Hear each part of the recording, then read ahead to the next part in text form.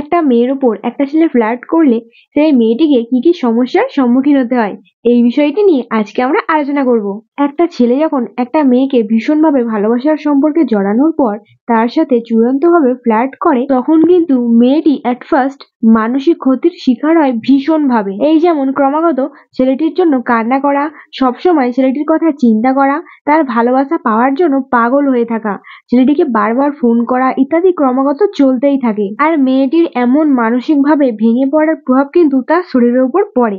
যেমন ক্রমাগত না খাওয়ার ফলে কিন্তু স্বাস্থ্যের অবনতি হয়, পাগলের মতো আচরণ করে, চূড়ান্তভাবে মানসিকভাবে আঘাতপ্রাপ্ত হলে কিন্তু দৈনিক যে ক্রিয়াকর্ম সেটা করাই অনিচ্ছা প্রকাশ, স্নান করতে ইচ্ছা না করা, সবকিছুর প্রতি অনীহা, একটুতেই মেজাজ হারানো ইত্যাদি ক্রমাগত চলতেই থাকে।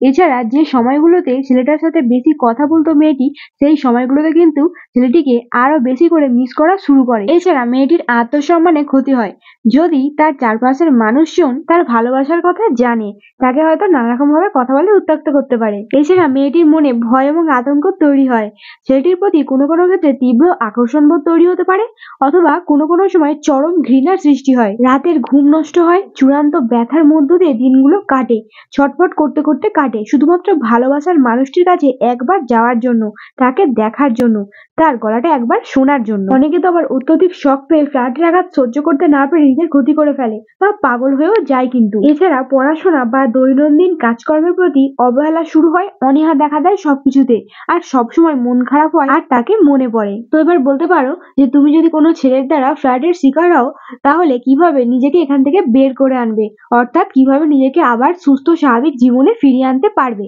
দেখো, আমরা যখন কোনো রিলেশনশিপে জড়াই, তখন আমাদের বিপরীতের মানুষটি ভালো না খারাপ সেটা তাদের সঙ্গে দিনের পর দিন মিশতে মিশতেই আমরা তবে জানতে পারি, এরা কিন্তু ফট করে জানতে পারি না, তাই না? তো কাউকে তুমি ভালোবাসলে তাকে নিশ্চয়ই লাইফ পার্টনার বানানোর জন্যই ভালোবাসবে।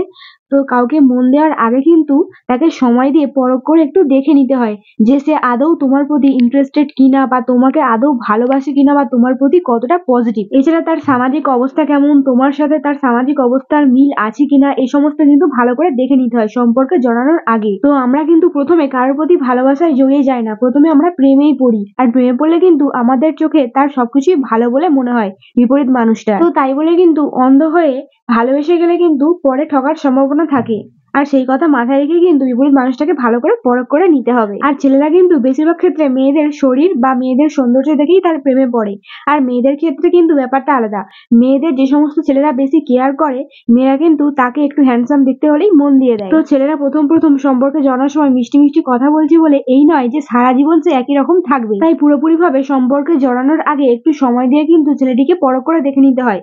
কোনো মানুষই 3 মাসের বেশি অভিনয় করতে পারে না। তাই একটা ছেলের সঙ্গে সম্পর্কে জড়ানোর পর যত বেশি করে তার সাথে ফোনে কথা বলতে পারবে, তার সাথে মিশতে পারবে, ততই কিন্তু জানতে পারবে সে আসলে তোমার প্রতি কেমন মনোভাবে। হ্যাঁ, এখানে চ্যাট করার কথা বলছি না, ফোনে কথা বলার কথা বলছি, কারণ ফোনে কথা বলা আর চ্যাট করা কিন্তু এক না। তো সে যদি তোমার প্রতি লয়াল হয়, তাহলে কিন্তু সোশ্যাল মিডিয়া বা সব জায়গায় তোমার প্রতি লয়ালিটি বজায় রাখবে, তোমায় কিছু লুকাবে না। আর যদি কথা বলার পর তোমার মনে কোনো খুঁত তৈরি হয় যে ও কেন এরকম করলো, বা তোমাকে মিথ্যে কথা বলছে, তুমি দিনের পর দিন একটু একটু করে ফিল করতে পারছো, বাট তাকে লজ্জার জন্য বলে উঠতে পারছো না, তাহলে কিন্তু প্রথম থেকেই সাবধান হও। কারণ একটা ধূর্ত ছেলে কিন্তু আজকালকার যুগে খুবই স্মার্ট হয়, সে একসাথে কিন্তু 10টা 12টা গার্লফ্রেন্ড রেখে অনায়াসেই চলতে পারে। যদি দেখতে পাও যে রিলেশনশিপে আসার পর থেকেই সে খুব অ্যাডভান্স, বা তোমার সাথে ফিজিক্যাল রিলেশনশিপে আসতে চাইছে খুব তাড়াতাড়ি, তাহলে কিন্তু সচেতন হও। কারণ দেখো, ভালোবাসার সম্পর্কে কিন্তু ফিজিক্যাল রিলেশনশিপ থাকবে, এটা সাধারণ ব্যাপার হলেও ভালোবাসায় কিন্তু এটা মুখ্য শর্ত নয় যে সম্পর্কে জড়ানোর পরপরই আসতে হবে এই রিলেশনশিপে।